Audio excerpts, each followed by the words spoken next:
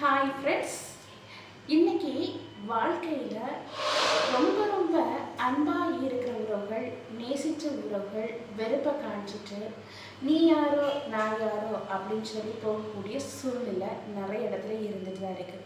இப்படி ரொம்ப ரொம்ப நேசித்த உறவு, அன்பாக இருந்த உறவு இன்னைக்கு ஏதோ ஒரு காரணங்களுக்காக வாயின் வார்த்தைகள் மூலமாக இருக்கலாம், இல்லைன்னா அவர்கள் செயல்கள் மூலமாக உங்கள் மனசை புண்படுத்திட்டு வலிகளை தந்துட்டு பேசாமல் இருக்கிறாங்களா? இதை நினச்சி நீங்கள் வாழ்க்கையில் சோர்ந்து போய் மனக்கவலையோட அந்த நினைவுகள்லேருந்து வெளியே வர முடியாமல் இருக்கீங்களா? இப்படி ஏதோ ஒரு காரணங்களுக்காக சோர்ந்து போய் மனக்கவலையோடு இருக்கிற உங்களுக்கான வீடியோ தான் இது. உங்கள் வாழ்க்கைக்கு பயனுள்ளதாக இருக்கும் அப்படின்னு சொல்லி நினைக்கிறேன். அதனால் லாஸ்ட் வர ஸ்கிப் பண்ணாமல் பாருங்கள். இப்போ நம்ம வீடியோக்குள்ளே போகலாமா? வாழ்க்கையில் ரொம்ப ரொம்ப மனசை புண்படுத்துகிற உறவு எந்த உறவு அப்படின்னு சொல்லி பார்த்தீங்கன்னா, நீங்கள் நேசித்த உறவு தான். எவ்வளோ நீங்கள் அவங்ககிட்ட அன்பை கொட்டி கொடுத்தாலும் அந்த அன்பை அவங்க புரிஞ்சிக்காம ஏதோ ஒரு காரணங்களுக்காக வாயின் வார்த்தைகள் மூலம் உங்கள் மனசை காயப்படுத்தி ரணமாக்கி புண்படுத்திட்டு இன்னைக்கு பேசாமல் உங்களை விட்டு விலகி போகிறாங்களா? இது ஏன் இவங்க இப்படி நமக்கு புரிஞ்சிக்கவே மாட்டாங்க? ஏன் நம்ம அன்பு அவங்களுக்கு புரிய மாட்டேங்குது? எதை பேசினாலும் எப்போ பேசினாலும் ஏதாவது சொல்லி மனசை காயப்படுத்துகிறாங்களே. இதிலிருந்து நம்ம எப்படி வெளியே வர்றது, எப்படி அவங்களுக்கு புரிய வைக்கிறது அப்படின்னு சொல்லியெல்லாம் கன்ஃபியூஸ் பண்ணுவோம். இது மனிதனுடைய இயல்பு, எல்லா மனிதர்களுக்கும் ஏற்படக்கூடிய ஒரு குணம் தான் இது. இப்படி குழம்பிட்டு இருக்கிறதுனாலையோ இல்லைன்னா புலம்பிட்டு இருக்கிறதுனாலையோ எதுவுமே நடக்காது அப்படின்னு சொல்லுவேன். அப்போ என்னதான் பண்ணணும் அப்படின்னு சொல்லி யோசிப்பீங்க. கண்டிப்பாக இது எல்லாத்துக்கும் இருக்கிற ஒரு கன்ஃபியூஷன் அப்படின்னே சொல்லுவேன். ஆண்கள்னாலும் சரி, பெண்கள்னாலும் சரி, அதில் குறிப்பாக லவ்வர்னாலும் சரி, கணவன் மனைவினாலும் சரி, இல்லைன்னா நேசித்த ஏதாவது ஒரு உறவாக இருந்தாலும் சரி, இப்படிப்பட்ட உறவுகள் கன்ஃபியூஸ் ஆகும்போது, குழம்பும் போது இதுக்கான ஒரு விடை தான் இந்த வீடியோவில் நீங்கள் பார்க்க போகிறீங்க. ஒருத்தங்க கிட்ட போய் அன்பே புரியாத ஒருத்தங்க கிட்ட நீங்கள் முதல்ல அன்பு வச்சது யார் தவறு? உங்கள் தவறு தான். ஏன்னா உங்கள் அன்பு என்ன அப்படின்னு சொல்லி அவங்களுக்கு தெரிய போகிறது கிடையாது. அன்பை கொடுக்குற இடத்துல கரெக்டாக கொடுக்கணும் அப்படின்னு சொல்லுவேன். நான் அன்பாக இருக்கிறேன், ஆனால் அதே அன்பும் அவங்ககிட்டருந்து வரணும் அப்படின்னு சொல்லி எதிர்பார்க்குறேன் அப்படின்னு சொல்லி யோசிப்பீங்க. நீங்கள் அன்பை கொட்டி கொட்டி கொடுத்தாலும் அங்கேருந்து வரது எனது தேன் மாறி கொட்டுகிற வார்த்தைகள். இப்போ அந்த வார்த்தைகளை கேட்டு கேட்டு மனசு ரணமாகும்.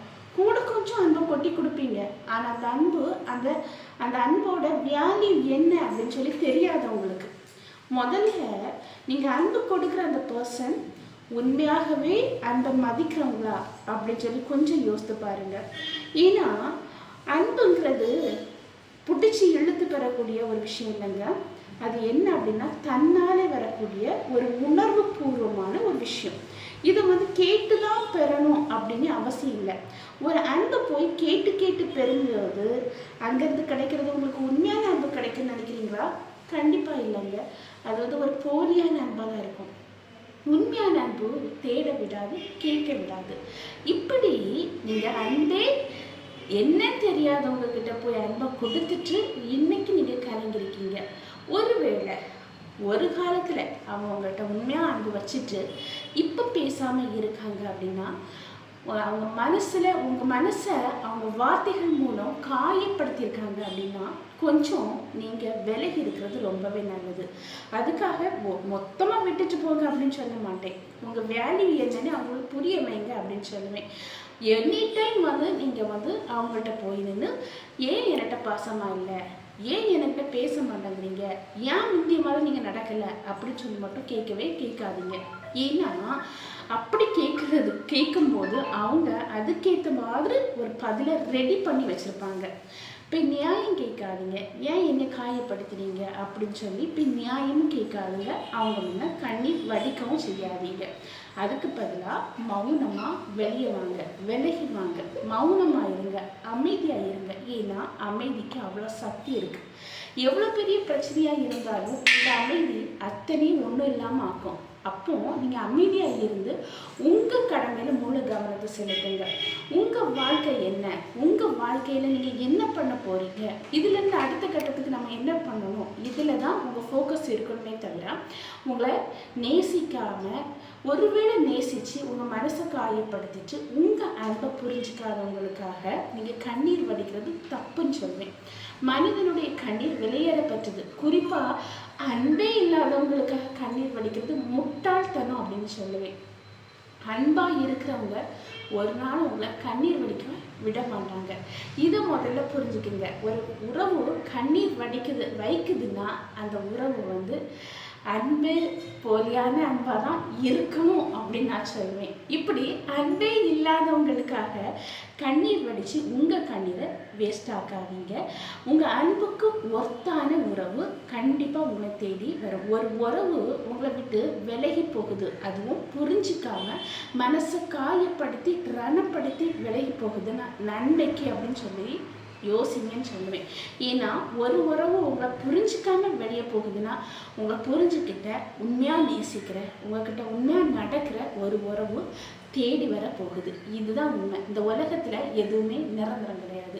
இந்த உலகமே நிரந்தரம் கிடையாது. குறிப்பாக உங்கள் சரீரமே உங்களுக்கு நிரந்தரமாக இருக்க முடியாது. எப்படின்னு சொல்லி யோசிக்கிறீங்களா? ஆமாங்க, இந்த உலகத்தில் யார் எத்தனை வருஷம் எவ்வளோ நாள் வாழ முடியும்னு சொல்ல முடியுமா? கண்டிப்பாக முடியாதுல்ல. அப்போது இந்த சரீரமே ஒரு காலத்தில் நம்மக்கிட்ட இருக்கிற போகிறது கிடையாது. அப்படிங்கும்போது உங்களை உண்மையாக நேசிக்கிற உறவு எப்படி உங்ககிட்ட எப்போவுமே பர்மனெண்ட்டாக இருக்கும், அதுவும் எப்போவுமே ஒரே மாதிரி இருப்பாங்க அப்படின்னு சொல்லி நீங்கள் யோசிக்கிறது தப்பு அப்படின்னு சொல்லுவேன். மனிதன் நாளுக்கு நாள் மாறிட்டு தான் இருக்கான். எக்ஸாம்பிளுக்கு சொல்ல போகிறேன். 5 வருஷத்துக்கு முன்னாடி உங்ககிட்ட ஃப்ரெண்டாக இருக்கிறவங்க இப்போ அதே அன்போடு இருக்காங்கன்னு கொஞ்சம் யோசித்து பாருங்கள். எல்லாரையும் நான் சொல்ல மாட்டேன், ஒரு சில நபர். சிலவங்க 5 வருஷத்துக்கு முன்னாடி நம்மகிட்ட ஃப்ரெண்டாக இருந்திருப்பாங்க. அதே நபர் இப்போ நம்மக்கிட்ட ஃப்ரெண்டாக இருக்காங்கன்னா கொஸ்டின் மார்க் தான் சொல்வேன். அப்போது இதே நிரந்தரம் இல்லை. அப்படிங்கும்போது உலகத்தில் இருக்கிற அந்த மனித அன்பு நேரத்துக்கு நேரம் சமயத்துக்கு சமயம் மாறிக்கொண்டே தான் இருக்கும். மனித எண்ணங்கள் என்றைக்குமே ஒரே மாதிரி இருக்கவே இருக்காது. அதுக்கு தான் எக்ஸாம்பிளுக்கு சொல்லியிருக்கு குரங்கினுடைய மனம். குரங்கு என்ன பண்ணோம்? தனக்கு கையில் ஒன்று இருந்தாலும் இதை விட பெஸ்ட்டு ஒன்று கிடைக்கும் போது என்ன செய்யும்?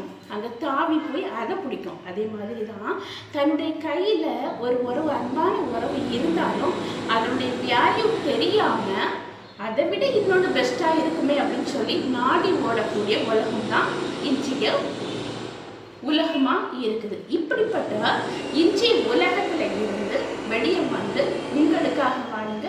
உங்கள் மதிப்பு கண்டிப்பாக நீங்கள் வளர்க்கும் போது தன்னாலே உங்களை வேண்டான்னு சொல்லிட்டு மனசை காயப்படுத்திட்டு போகிற உறவுகள் தேடி வரும். ஓகே ஃப்ரெண்ட்ஸ், நான் உங்களை நெக்ஸ்ட் வீடியோவில் மீட் பண்ணுறேன். அதுவரை பை, see you.